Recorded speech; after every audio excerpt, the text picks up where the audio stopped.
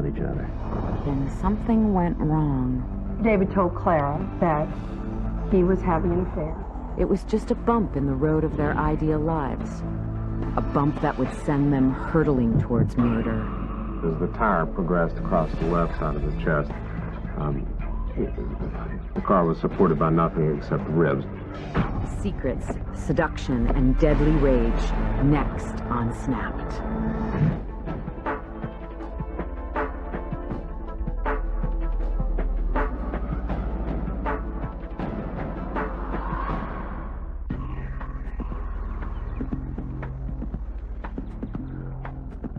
Clara Harris was living the dream. 3 kids, a successful career, a loving husband. She had it all.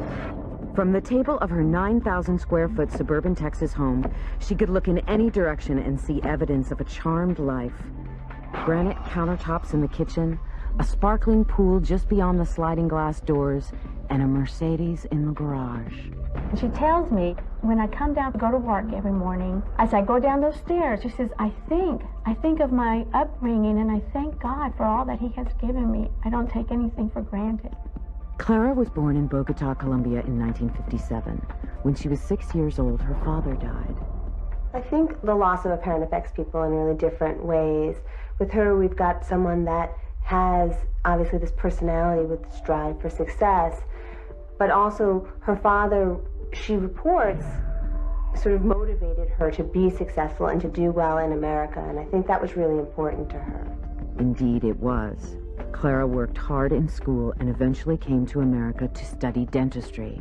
She saw her mother struggle so much, and, you know, all the sacrifices that her mother made to get her where she has gotten. Dentistry really offers women a lot more than a lot of other professions do, because you can set your own hours. Your medical call is not very demanding. You're your own boss. You know, you can work as much or as little as you want to. You know, it's very flexible for women. In Houston on fellowship, Clara met David Harris, a recent divorcee with a young daughter. He was immediately smitten with the beautiful young Colombian, and she with him. Clara was absolutely breathtaking. I have some pictures of us sitting on a couch, and there's 5 or 6 very attractive women. Clara is drop dead the best looking one of the whole bunch. Many women who have lost their father, the first thing you hear from them is, you know, I wanted to find a man who would never leave me. And I think in David, she felt that she had found a man who was very needy of attention, who doted on her, who she could be everything to. On Valentine's Day of 1992, Clara and David were married at the Windmere Yacht Club right next to the Hilton in nearby Nassau Bay. I mean, it was just like you blinked and they were married, it seemed like. So pretty much from the time they got married on, if you saw Clara out, David was with her. Clara's sensitive nature soon rekindled the relationship between David and his daughter, Lindsay. Father and daughter had had little contact since his divorce from Lindsay's mother in 1991. But Clara believed it was important for David to spend time with her. Clara really got attached to Lindsay very early on, David's first child, because when Clara and David met, Lindsay was something like 3 years old. Clara was the reason that Lindsay was in David's life. He had not had a relationship with Lindsay until Clara came into his life and said, you need to have a relationship with your daughter. And Clara didn't just add Lindsay back into David's life. In September of 1998, Clara gave birth to twin boys, Brian and Bradley. That rocked their world. That was the bow on the package. I mean, they had this great life. Their future looked totally bright. Not only their future, their present was shining brighter than a freshly polished smile. Both David and Clara's dental practices were really taking off. By 2001, they had a beautiful new home, a cottage on the lake, and a ski chalet in Colorado. Clara loved to entertain, and she was a very gracious host, and, you know, just always so organized, and just, you know, had everything where it needed to be, and the decorations were always beautiful, and she was always there with a smile, and just always, you know, everything was just perfect. People who are that perfectionistic tend to deal with their feelings by being extremely perfect and by catering to other people and by seeing themselves as these really wonderful, good people. Clara wanted to see herself like that, as the center of attention. But when she puts that kind of pressure on herself, that's got to be very difficult for someone and cause her finally to feel like, you know, if anyone tries to take that away from her, that she will do anything to hold on to what she already has, that perfect life. That perfect life took a lot of work. Twin boys, a demanding career, and 3 homes to take care of. She had to make time for her family. She had to make time for her profession as well, because she was a big part of what they were building together. Something had to give, and often that something was David. So she's practicing 8 hours and then coming home and trying to be a mom. And you know how you are with a new baby, you just can't wait to get back home. So it was a very all-consuming first few years. As happens in so many marriages, when a child comes along, the child gets the attention to the neglect of one of the parents. And I believe that certainly that happened in the case of the marriage of David Harris and Clara Harris. David reacted as many men do, by spending more and more hours at the office. I remember David began not attending some of the family events that we would have, or he would show up late when it was 10 o'clock at night. The long hours David was spending at work were fine with Clara. The extra money would get them that much closer to their ultimate goal. They had this financial plan, and it was going to take them 5 years to go through it. At the end of 5 years, they're going to own all their offices, they're going to be totally debt-free. But 5 years was a long way off, and by then, Clara Harris wouldn't be looking forward to the couple's financial freedom. She'd be fighting for her own freedom. In the fall of 2001, David and Clara Harris's perfect marriage was undergoing its first real test. Stretched to the max with taking care of twins and balancing a demanding career, Clara had little time left for much else. Clara would get up at 7 in the morning and would not get home till 7 at night. David was a husband who was feeling neglected by his wife after he and Clara's twins were born. As a result, he was spending more and more time at the office, or at least that's what he was telling Clara.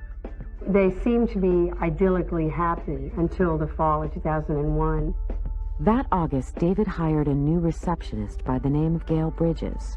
Petite, brunette, and in her mid-30s, she made an immediate impression on the people at the dental office, especially David. Here walks in Gail, just ready to take over, and, you know, it was perfect timing on Gail's part because David needed attention. And she was there 100% to give it. It wasn't long before Gail was doing more than welcoming patients for Dr. Harris. At some point, if you've got a younger female bent on taking your husband from you, chances are, you know, if she's got a good song and dance and he's willing to listen, I mean, this woman worked on him from August of 2001. And it wasn't until May or April that evidently they consummated this relationship. David Harris and Gail Bridges would spend time at David and Clara's lake house. They would go to hotels. Certainly a favorite was the Hilton. The very same Hilton that was right next to the country club where the Harrises were married. Before long, the couple wasn't even trying to conceal the affair, except from David's wife Clara and daughter Lindsay. But eventually, word of her husband's associate made its way back to Clara. One of the ladies that was working at David's dental office, who took her out to dinner one night and told her that she needed to be aware that she may have a problem in her marriage and that she should address it. That was the first time that Clara really had an inclination that there was something seriously wrong. Clara told David's 16-year-old daughter, Lindsay. Lindsay, who always felt close to Clara, immediately took her side. Then, on the morning of Wednesday, July 17th, 2002, Clara confronted David about Gail. David admitted to the affair. Relationships are very, very difficult. And you never know. You just never know. Having lost her father and now faced with losing her husband, Clara vowed to fight back. She sat down and said, I'm going to make a comparison. You tell me what you like about Gail, and then we'll talk about me. And so the list compared breast size, and Clara was saying, mine's soon to change. She immediately dyed her hair blonde, liposuction, and she made appointments for all of that. Clara immediately began starving herself that week. She dropped 15 pounds. When you hear your husband's having an affair, most people would be angry, but she takes it as a challenge. If I do steps 1 through 5, if I get my hair fixed, I lose some weight, I get the personal trainer, it's a business plan, and love isn't a business plan. Maybe not, but it seemed to be working at first. David told Clara that he wanted to break off the relationship with Gail Bridges. And like any good business plan, Clara left herself some options in case things didn't work out. On July 23rd, Clara walked into the Blue Moon Detective Agency. She wanted us to get close and listen to conversations if we could, because she wanted to know what his plans were. And of course, if he went to a hotel or anything like that, to document any adultery, because even though he had confessed, you still have to document the adultery for court. In Texas, everything is split 50-50. Unless you can prove adultery, you can ask for up to 90% of the assets. Blue Moon assigned an agent named Lucas to the case, and a few days later, she checked back with the agency to see how things were going. Lucas finally called them back. He said, your case is going fine. They're at a hotel, 4th or 6th floor. We'll get a full report tomorrow afternoon. Clara knew just which hotel, and she wasn't going to wait until tomorrow afternoon to get a full report. With 16-year-old Lindsay in tow, Clara climbed into her Mercedes and headed down to the Hilton to confront David head-on. She's not going to lose this battle. Clara has never lost anything in her life, and she's certainly not going to lose the love of her life to that woman. Some women, it's very important to them not to be emotionally betrayed, and this is a woman who'd been repressing all her feelings, who'd been keeping herself completely in control. Those emotions in her that she'd been holding down so long, you know, probably ever since her father died and abandoned her, ever since she'd been trying to be this perfect woman and do everything right. And here was this man just laughing and slapping her in the face, and she just couldn't take it anymore. So she was going to go down and set the record straight. In the parking garage of the Hilton, Clara found Gail's Lincoln Navigator. It takes more than 5 minutes probably to do what she did to the Navigator. All the windshield wipers were bent, and the wipers are pretty thick, and you have to be pretty strong. I tried to bend one myself. The anger that it would take and the strength was almost inhuman. Then Clara went upstairs to the lobby and Lindsay followed. The elevator doors open, and they're walking out like lovers, coming out of a tryst, which is exactly what it was. Holding Gail Bridges like he used to hold her, and she just completely loses control and attacks the woman. Claire intended to do to Gail what she did to her Navigator, but David intervened and wrestled her to the ground. And they're separated by the Hilton security, and the Hilton security walks her out of the lobby. David held Clara's head to the pavement while Clara's trying to fight and get at Gail. Clara grabbed Lindsay and returned to the Mercedes. The two women got back in the car. What happened next would be debated for years to come.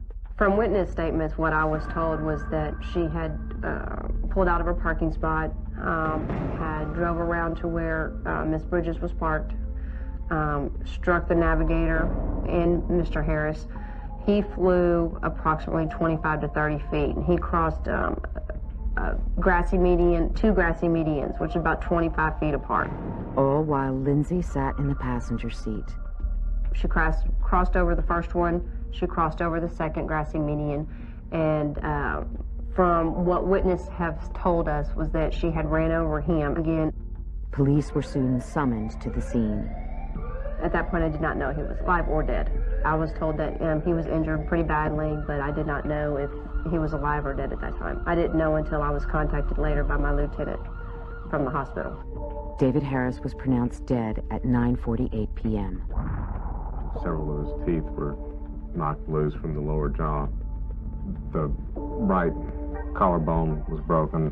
6 of the right ribs were broken, but then as the tire progressed across the left side of the chest, the car was supported by nothing except ribs, and so the left ribs, essentially from the first rib to the 10th rib, were all fractured multiply. So the left side of his chest was essentially collapsed. Clara was arrested and charged with murder. But was it murder? Or a tragic mistake by a desperate woman? That would be up to the jury to decide, and they would have plenty of help. The Blue Moon Detective Agency caught the whole thing on tape.